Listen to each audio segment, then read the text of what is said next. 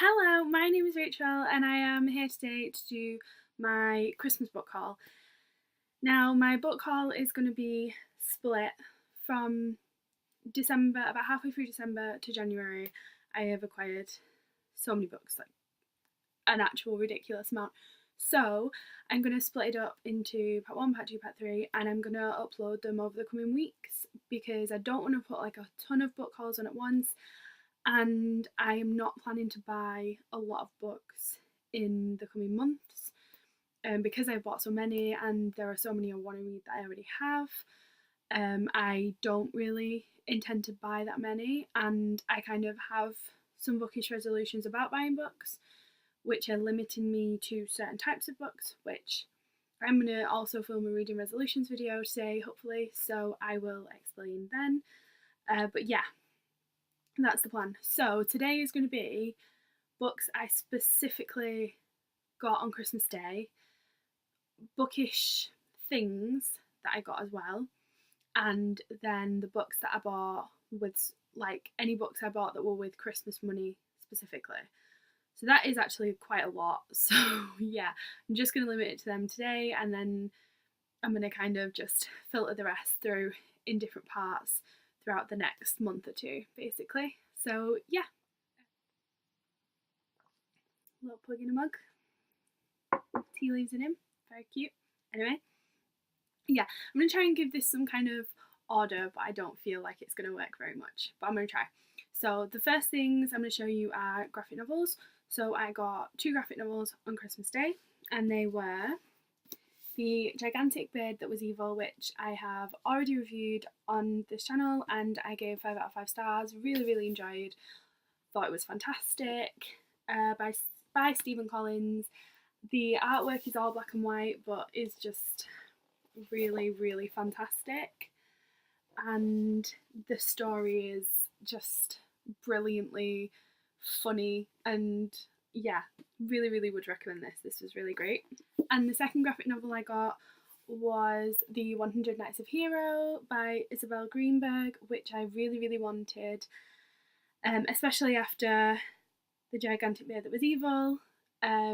This was like definitely the next one I wanted, so I was really happy to unwrap both. Actually, I thought I would only get one. And I haven't reviewed this yet because I only read this month, but I gave this 5 out of 5 stars as well.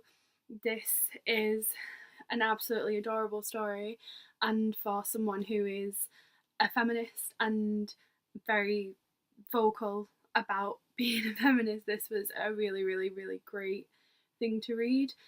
And also for someone who's in a relationship with another girl, it was good for that as well. It kind of just felt like it was appealing specifically to me, so really enjoyed this one. 5 out of 5 stars. Next, I got a Penguin Leatherbound classic off my parents, which is Little Women, which I really like. I really love the scissors pattern on it. And yeah, I've got quite a few of these now. I think this was my 5th when I got it, but I've been buying a lot of books since then, and I think I've got 6 now. But yeah, this is really cute. It's by Louisa May Alcott, and unfortunately I got it for Christmas and I really want to read it, but I feel like I want to save it for next Christmas because I do know a bit about the story and I know it's centered a lot around December and around Christmas. So I think I'm going to save it for next Christmas, unfortunately, because it is absolutely beautiful. But yeah, I'm going to try and read my other Leatherbound classics this year anyway, because I've only read 2 of them, I think. So yeah, because I got 2 for my birthday and these 2 for Christmas, so that's a lot that I've not read. So definitely going to go for the other ones first and save this for December/Christmas time. Then one of my absolute favourite presents that I got this year, like, I didn't ask for this. I had no idea this was even a thing that my parents were thinking about getting me, but it was, and they did, and I could not be happier. So they got me this 3-set edition of The Count of Monte Cristo. Now, The Count of Monte Cristo is a classic by Alexander Dumas. It is my favourite book. I absolutely adore it. It's about this guy who gets wrongly imprisoned by these 3 men who kind of group together and decide they're jealous of his life. He's got the perfect life and they're going to get him put in prison so that each one of them can take a bit of the perfection in his life. So one's going to try and take his wife or his fiance, one's going to try and take the job he was given and stuff like that. So it's one of my favorite, like, it is my favorite book of all time. And I'm also trying to learn French. I've been trying to learn French for the past year. It hasn't been going as well because I thought that I wasn't getting anywhere, and then me and my girlfriend went to France over Christmas. She booked a surprise trip to Paris for me, which was great. And when I was over there, I found that I understood a lot more words than I thought I did. So I was like, actually, I was getting somewhere, I was just being negative. So I'm getting back on that and trying to get back into the learning of the French. But my parents also went to Paris in December and they found the 3 set in French. And Alexander Dumas is French and it was originally wrote in French. And so this is like the original text in 3 volumes. So my like ultimate goal now in my life is to learn French and then read this book. That's my ultimate goal. And it's like really beautiful. It's got all these illustrations running through it. So yeah, I really like it and I really want to read it one day. So now I have to learn French, like 100% have to, because I need to read these. So yeah, they're like very, very beautiful. They've got a picture of the author here and this beautiful writing, and yeah, they just look phenomenal. And together on my shelf, they just look so pretty. So yeah, this is like one of the best presents I got this year by far. Like, next book was one that I did ask for, and it was a poetry collection by Michelle Faber called Undying: A Love Story, which I've already read and given 5 stars. It seems ridiculous that I've read 3 of the books I got for Christmas and already given them 5 stars. I feel like it seems like I'm being too nice with my ratings, but it's not. They were all fantastic, and this was one of the most beautiful things I've ever read. I read over December Grief is a Thing with Feathers, and it happened by chance, but I'm so glad that I read these 2 books in the space of a few weeks of each other because they complement each other so much.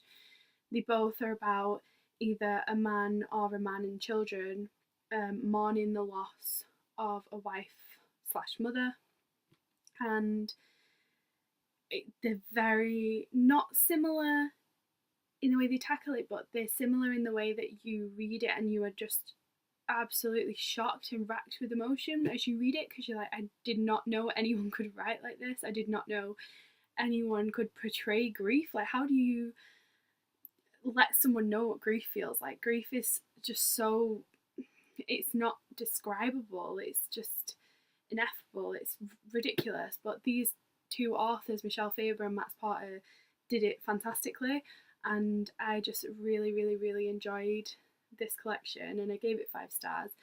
I'm not going to say much because I'm planning to do a review of this with Grief is a Thing with Feathers, because I do think they go together so well and I would like to review them together. So yeah, but I would definitely recommend going out and getting this, especially if you're someone who doesn't read a lot of poetry and maybe wants to get into it but can't find that like little way into it, because it can be difficult.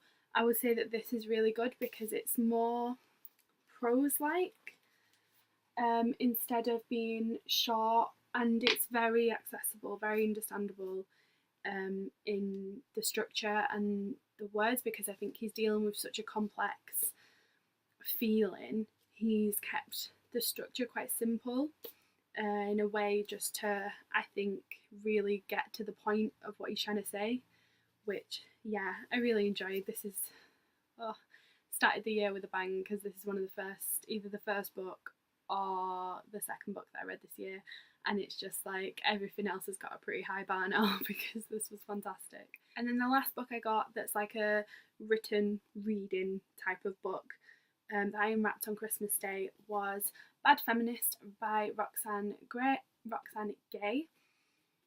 And this is a collection of essays about feminism, basically, and from what I understand it, she's trying to say about what people would think would make her a bad feminist, and how she's trying to form her own version of feminism that fits herself. So I think from what I heard someone talking about it and they were saying it's stuff like if you like a movie but the movie's like an all male cast and it's not really showing women, or like if a woman's shown in a really bad light but you like the movie, and it's that sort of, does that make you a bad feminist for enjoying it? Or is it making you a feminist because you're aware of it? From the sounds of it, that sounds like the vein that it's going down, and I'm really excited to read this. And yeah, in my resolutions video, I'm going to talk about what I want to read feminism wise this year, and I think this is going to be one of my easier reads, which I'm excited for because I'm hoping to read quite a lot of difficult books. So yeah, I'm really glad that I got this one. And the next 3 books are kind of not books you would read, but books you would use. So the first one was off my girlfriend, and it is Tequila Mockingbird, and it is cocktails with a literary twist. And this is so funny. There's just loads of really funny names. The first one I've just turned to is the one that's based on my favourite book, so that was pretty lucky. The Count of Monte Cristo. And so, like, it does a bit of an explanation of it. So for this one, it says, Alexander Dumas knew a thing or two about keeping an audience tuned in. Heck, he knew a thing or 18, because that's how many newspaper installments it took to tell the Count of Monte Cristo, which still sets the bar for archetypal revenge tales. It definitely does, it's amazing. You know the protagonist's formula: get wrongfully convicted, go to jail, get out, and get even. Oh yeah, and get rich along the way. The kind of rich that can fill a jacuzzi with champagne, turn the bubbles up high, and hop into our sweet as vengeance crystal cocktail. Be warned, it could take prison-worthy deeds to snag the really pricey stuff. So this has got elderflower liqueur and champagne. We actually have elderflower liqueur downstairs because my mum bought it at Christmas, and I was like, why have you bought that? That's like one of the weirdest drinks she could have bought, but I'm quite happy she has now. Just gotta make her buy me some champagne, which I think is unlikely, but still. So yeah, it's loads of stuff like that. And then on Christmas Day, me and my girlfriend had the Cooler Purple one, and that was absolutely delicious. That was really, really good. So as a first try, tasty stuff in here. Then my parents also got me the Book of Beasts Colour and Discover book, which is absolutely beautiful. I've only done the first page nearly so far, but yeah, it has these amazing pictures of mythical beasts, and then it has pages of like descriptions of what they are and like what kind of myth they're from and what cultural background it has and stuff like that. So this is actually really, really adorable, and it's absolutely beautifully published.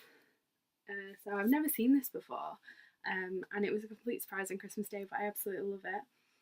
And then my parents got me something that I've never seen before, but it literally is perfect, and it is called Literary Listography: My Reading Life in Lists. So basically it has loads of things in, so like my favourite science fiction, my favourite mystery and suspense novels, children's books I love, coming of age books I love, and what I really like about it is whoever's put this together has done their own sort of recommendations of one. So books I read in elementary and junior high school, and then obviously the writers read William Golding's Lord of the Flies in high school, and they have a really pretty illustration of it. Best books about falling in love, so the author's got a little Haruki Murakami's Norwegian Wood down there, which I actually bought late last year and I'm hoping to read this year. So yeah, I'm really excited about this, and I'm thinking that once I've made lists, I'm gonna like do videos based on the list I made. So it's actually a really good planning book for me. So yeah, I'm really excited about this. This is like one of the best things I got, actually. Now, I don't know if I've already mentioned it on this channel, but something that I am absolutely obsessed with is animals. I love animals so much, and I love animal documentaries. And obviously Planet Earth 2 is out this year, so I got the DVD of Planet Earth 2 for Christmas, which I don't have to show you because I lent it to my best friend because she moved out and doesn't have a TV license at the moment, so she didn't get a chance to watch it. So she has that at the moment. But my parents also got me the book of Planet Earth as well. Planet Earth 2, I mean. So this is like all the writing and pictures that go along with the episodes as you watch them. So I'm quite glad, to be honest, that my best friend borrowed it, because I've only just watched this and I feel like I should save it until it's not so recent in my mind, and then rewatch it and read it. So I guess I'm kind of glad about that. So obviously this Christmas, getting that book for Christmas, I realised that these books existed as a kind of add-on for the DVDs. So I already got this DVD, I think I got it for my birthday or I got it for last Christmas, which is The Hunt by David Attenborough, which is a phenomenal series if you didn't see it. I'm going to say that about every niche documentary David Attenborough ever does, but yeah, this was fantastic. So I already had that, that's not new, but I was in the works and was looking for these accompanying books and found the Book of the Hunt, so I bought that. And then when I was in HMV, they had the DVD of Life Stories by David Attenborough, which I haven't seen before, so I bought that one, and the accompanying book, so I've got the book for that as well. I've recently watched the first episode of this and started reading the first chapter, which I think I'm only halfway through so far. Yeah, about halfway. But the plan is that I'm going to watch an episode and read the chapter that goes with that episode, and I'm going to do that for Life Stories. Then I'm going to rewatch The Hunt, because I've not rewatched that since I got it. I definitely got it last Christmas actually, because I was watching it on Christmas morning.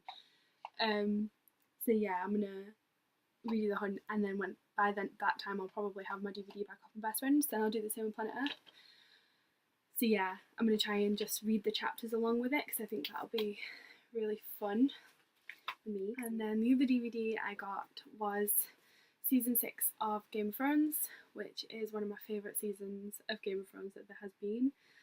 Absolutely phenomenal, so I'm really glad that I have this. And I haven't rewatched it since it came out. I've not rewatched any of it because I wanted to save it and like forget stuff so that I could like try and experience it again, even though nothing's going to be like that first time, but I'm trying for it. And the last book I have to show you is The Last Act of Love by Kathy Rensenbrick. That did not go well, but yeah. And this is about a girl whose brother was knocked down by a car, and it's what happened to Kathy and her brother. And I don't really know much about this book, to be honest, but I saw it reviewed. I think it was either reviewed or hauled by Mercedes, I think. I can't remember. But it looked really good when they were discussing it, and then I saw it in the works for like £3, and I was like, that's pretty cheap. And it's one of the big the big paperbacks, which I really like, and the writing is absolutely humongous. So that's not going to take me too long, and that is going towards the non-fiction section of the reading resolutions, which you will see soon. So got that one, and then the next few things aren't books but are kind of book related. So my girlfriend got me this adorable bookmark of some polar bears walking, and it moves when you move it. I like polar bears and animals, you might have guessed. Then for Christmas Day I bought this, but I bought this as like a thing to do on Christmas Day, and it is Harry Potter Trivial Pursuit, which was really fun. The only thing I would say is that if you are like a big Harry Potter fan, you're going to find these questions really easy, because they are like accessible for any Harry Potter fan, not just for like the diehards. So yeah, you will find it pretty easy if you are a big Harry Potter buff. The other Harry Potter present I got was off my girlfriend, and I didn't even know this existed, but it does because she got it me. So it is Harry Potter Scrabble. So it's like normal Scrabble, except you have these cards, and like it says like you won the Quidditch Cup, you get an extra such amount of points.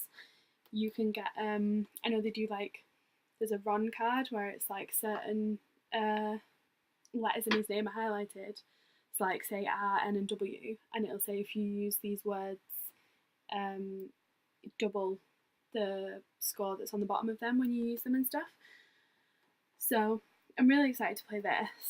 I don't know if it'll be the best for me because I am actually quite good at Scrabble, and I feel like this is going to give other people more of a chance because it's adding luck to it, which isn't good. I like to win, but I don't care because Harry Potter and I'm really excited about it. And then the last thing is that I got a Kindle, which I wasn't expecting. Don't know how I feel about because I don't like reading books on Kindles, but I don't really agree with them because I like to hold a book, have a book, that sort of thing. But my mum said that it was not for me to read books, it was more for me to watch movies on and play games on, and for me to take to work because I keep taking the MacBook in, and my mum doesn't like me taking the MacBook. She's like, you can break it. So I've got a Kindle, which is quite good. I'm quite enjoying it. It's really good for listening to audiobooks on actually. So yeah, thanks for that. As you can see, it was absolutely spoiled by my parents this Christmas, so massive thank you to them. And yeah, that was my Christmas book haul. There is going to be more book hauls, so this is just part one, and this is what I actually got for Christmas, and then the rest are just like books I bought from places I went and stuff like that, because I did a lot in December and January of really fun stuff, so I bought a lot. So yeah, thank you very much for watching, and I will see you in the next video. Bye!